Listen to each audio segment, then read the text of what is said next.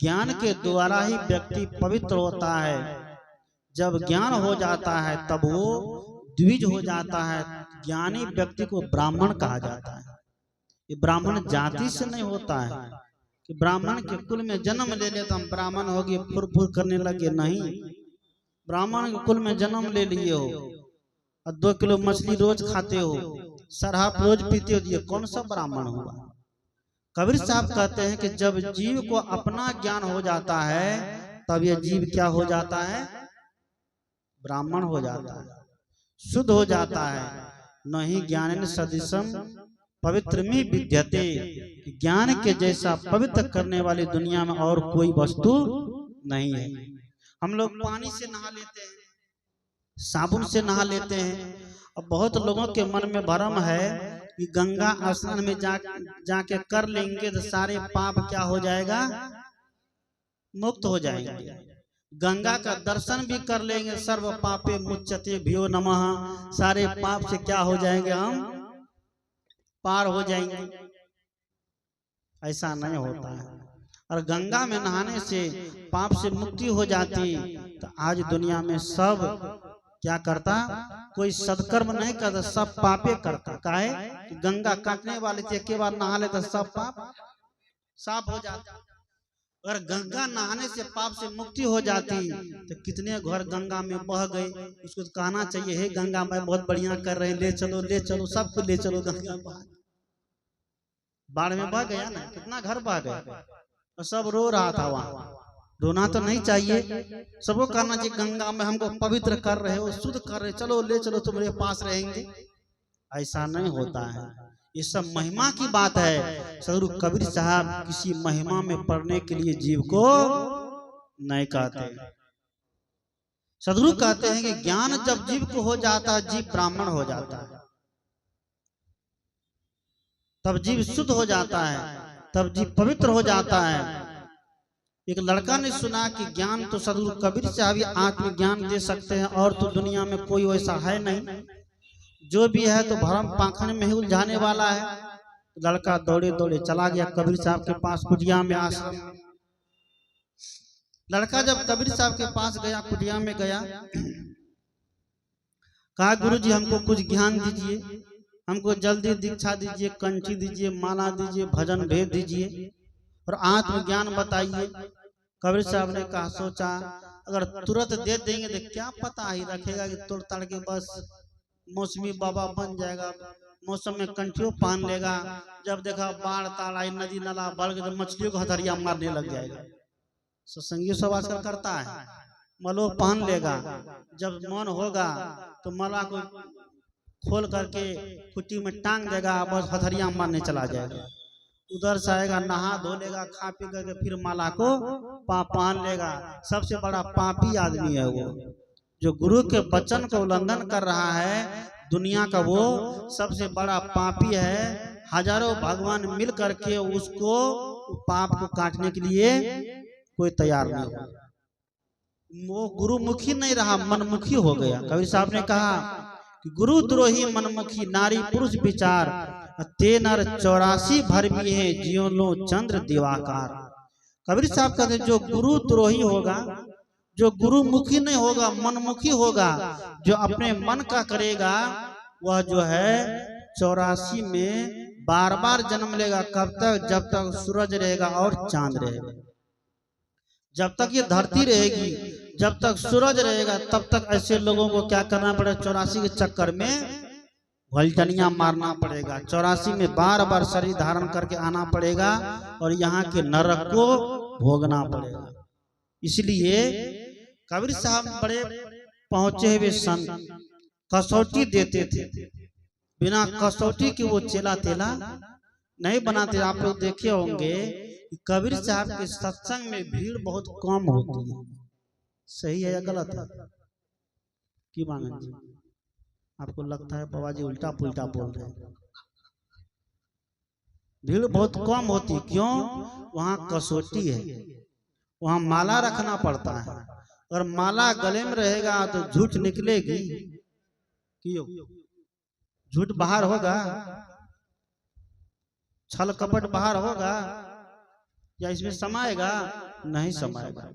कुछ लोग कहते हो कंजा झूठो बोलने दो, थोड़ा सत्संगो करने दो, इसमें बाधा डाल रहा था कौन माला, इसलिए मले को फेंक दो, माला तला मत रखो, सीधा डायरेक्ट भजन भेद ले लो और डायरेक्ट वहीं से बात करो। कहाँ से? गुरुवे महाराज से, इधर ट्रैफिक कहीं जाम नहीं होगा। लेकिन माला को क्या करो, गले से निकाल दो। ऐसे लोगों को कहो कहा माला तो मने में है, कहाँ है माला? मने में है। मैं आपसे कहता हूँ कि कपड़ा जलालगढ़ से खरीद के ले आइए, बक्सा में ताला मार दीजिए, नंगे घूमिए, कोई पूछे तो कहिए नहीं मने मन कपड़ा पहन रहे हैं कि यो काम चलता है। खाना बना करके रख दीजिए और खाना को संदूक में बंद कर दीजिए, अब भूखे ढन ढन घूमिए, अब भूख लगी हो खाना नहीं खाइए। लोग पूछे क्यों नहीं खाते, कहिए मने मन खा रहे हैं, रसगुल्ला खा रहे हैं, बर्फी खा रहे हैं, पेड़ा खा रहे हैं। जब खाने हैं तो भात दाल खाए खाए, रसगुल्ला बड़ा बर्फी खा नहीं खाएंगे हैं? मने मन शादी विवाह कर लीजिए, हो जाएगा? नहीं होगा। इस शरीर को पवित्र करने के लिए, इस शरीर को शुद्ध करने के लिए सदगुरु का माला को क्या करना पड़ता है? धारण करना पड़ता है। इसलिए संत ने लिखा कि बिन माला के गाला नहीं जानते हैं, उदास लगेगा। कैसा लगेगा? बिना माला का गला कैसा लगेगा? उदास लगेगा। सदगुरु का चिन्ह है, प्रतीक है, सत्य अहिंसा का प्रतीक है ये। अगर आप इसको धारण किए रहते हैं तो आपके मन से, वाणी से, कर्म से कोई गलत नहीं होगा। गलत करना भी चाहेंगे तो आपको ये रोकेगा कि नहीं, ये काम आपको नहीं करना है, ये हमें बचाता है कुछ भी नहीं, ये भी मुर्दा है, यह भी जड़ है, लेकिन इसमें क्या है? गुरु का मंत्र समाया हुआ है, गुरु का वचन समाया हुआ है। हमने गुरु को वचन दिए हैं, इसलिए हम इसको उतार करके गलत काम नहीं कर सकते हैं, उतार करके मछली मांस नहीं खा सकते हैं। हमारे गले में है तो गुरु का वचन है कि नहीं, गुरु के वचन का हम पालन करेंगे। रोज सुबह शाम बैठ करके ध्यान, स्तुति, विनती, साधना करेंगे। ये जीवन का उद्देश्य होना चाहिए, ये जीवन का मेन उद्देश्य होना चाहिए। तो उसने कबीर साहब बड़ा कसौटी देते थे। लड़का से कहा कि ठीक है तुमको आत्मज्ञान देंगे, तुमको ज्ञान की बात बताएंगे, लेकिन एक काम करो। कहा क्या? चलो मेरे साथ। आपके साथ कहाँ जाएंगे? तो कुआं पर जाएंगे। कुआं पर गया। कबीर साहब क्या किया? स्नान करने जा रहे थे, गमछा लिए, कपड़ा लिए, साबुन लिए, तेल लिए, चले गए कुआं पर। कुआं पर जा करके कबीर साहब क्या किए? बाल्टी डाले कुआं में। उस समय तो चापाकल नहीं था, उस समय तो घर घर नल जल योजना नहीं था कि टोटी खोलो बस पानी देने लग जाए। कुआं था, आश्रम के अंदर में कुआं था। कबीर साहब बाल्टी कुआं में डाले और बाल्टी जब जब बाहर आते तब तब सारा पानी क्या हो जाता? गिर जाता, गायब हो जाता। जब जब में बाल्टी बाहर आवे तब तब में पाना सारा पानी गिर जाए। जब सारा पानी गिर जाए तो होता क्या था? कबीर साहब छुच्छे बाल्टी को अपने सिर पर डालते थे। उसने कहा बाल्टी का पानी खाली हो जाए, फिर भी कबीर साहब बाल्टी क्या करे? ऊपर से डाल ले। बाल्टी में पानी नहीं है, ऐसे बाल्टी ऊपर से डालता है, उसको पागल नहीं कहेगा। कबीर साहब ने कहा कि देखो हम कुछ भी करेंगे, तुम बोलना मत, अगर बोलोगे तो फिर हम तुमको ज्ञान नहीं देंगे। लड़का चुपचाप बैठा है, टुकु टुकु देख रहा है। जब तक बाल्टी निकलती है तब तक बाल्टी का पानी खाली हो जाता है। कबीर साहब बार बार वही काम कर रहे हैं। लड़का एक बार देखा, 2 बार देखा, 10 बार देखा, 20 बार देखा, 50 बार देखा, 100 बार देखा। 100 बाल्टी पानी जब डाल लिया, लड़का को डर भी हो रहा है, अगर कुछ बोल देते हैं तो फिर आत्मज्ञान मिलने वाला है, नहीं मिलेगा। उसको डर भी हो रहा है, कैसे बोले कैसे बोले। कई बार वो सोचा कि बोल दे, लेकिन कबीर साहब जो बोल देते बीच में टोकना मत, बीच में बोलना मत। अगर बीच में बोलोगे, बीच में टोकोगे तो फिर क्या होगा? तुमको ज्ञान नहीं देंगे, तुमको पवित्र ज्ञान नहीं बताएंगे, इसलिए तुम चुप ही रहना। लड़का चुप है। 100 बाल्टी पानी डाल लिया। जैसे 101वीं बाल्टी डाल रहे थे, लड़का से नहीं रहा गया। कहा कि है बाबा जी, आपको दिमाग है कि पागल हो गए हैं आप, और गुरुवे जी को पागल कर रहे। आप सोचिए, गुरुवे जी करे आपको दिमाग नहीं है। कहते आपको दिमाग है कि नहीं है? कहे क्या हुआ? कबीर साहब तब भी डाले जा रहे हैं, और 10 बाल्टी डाल दिए। ये लड़का तो आंख बबला हो गया। यही जब बाबाजियों ज्ञान नहीं है, इसको अकल नहीं है, जिस बाल्टी में पानी नहीं, उस बाल्टी को कैसे हम डाले जा रहे हैं, कि हमको क्या ज्ञान बताए। भाग चलो, भागो, इस बड़ी बाबा के चक्कर में रहा, फालतू का बाबा है। जूठे से 5 घंटा तक हमको यहाँ बैठा के जूठे से पानी डाले जा रहा है। फालतू का ज्ञान लेगा, क्या काम करेगा? जब इसको नहाने की अकल नहीं है, तो आत्मज्ञान जो इतनी बड़ी चीज है, ये कैसे दे देगा? अब भागो यहाँ से। लड़का भागना चालू कर। भागते भागते कबीर साहब कहे अपना चलवा जाओ, उसको पकड़ के लो, भागने मत। कबीर साहब अपना चलवा के भेजे। वो पकड़ने के लिए गया, पकड़ने दोनों में हाथापाई हो गया। क्या बात है? चलो ना गुरु जी, तो ज्ञान नहीं हमको चाहिए, ऐसा ज्ञान। इसको नहाने का अकल नहीं है, धोने का अकल नहीं, वो ज्ञान देगा।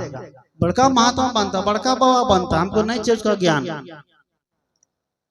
लड़का को स्थिर करके तब कबीर साहब अपने से वहां गए। कबीर साहब ने समझाया कि तुमको हम बोले थे बीच में मत बोलना। क्या करना? बीच में मत बोलना, लेकिन तुमने बोल दिया। इसी से क्या हो गया? गड़बड़ हो गया। हम तुम्हारी परीक्षा ले रहे थे, हम तुमको जांच रहे थे।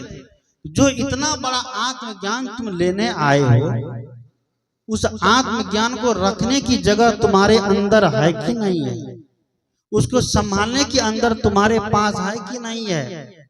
उसको स्वीकार करने की कैपेसिटी तुम्हारे में है कि नहीं है? अगर मोबाइल सबको देखिए, ये मोबाइल में भर जाए वीडियो फोटो ज्यादा, तो मोबाइल क्या करने लग जाता है?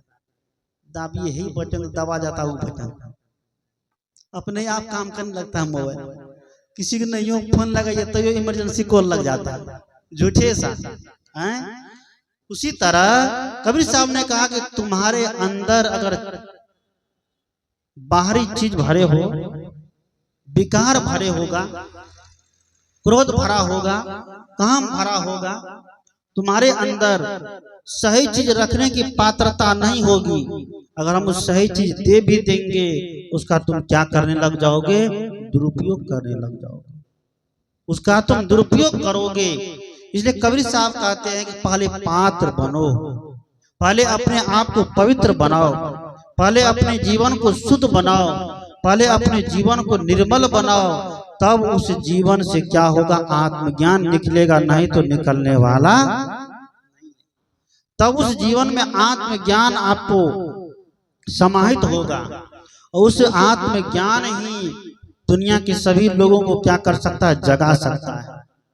वो एक आत्मज्ञान ही व्यक्ति को दुख से मुक्त कर सकता है। इसलिए सदगुरु कबीर आत्मज्ञान की चर्चा करते हैं, लेकिन उस आत्मज्ञान के लिए बहुत बड़ा मोल चुकाना पड़ता है। हमें भक्ति करनी पड़ेगी, हमें समर्पण दिखाना पड़ेगा, जीवन के सारे कलमश को हटा देना पड़ेगा। हम तो मछली नहीं छोड़ पाते हैं, हम तो दारू नहीं छोड़ पाते हैं, हम झूठ बोलना नहीं छोड़ पाते हैं, हम ईर्ष्या द्वेष करना नहीं छोड़ पाते हैं,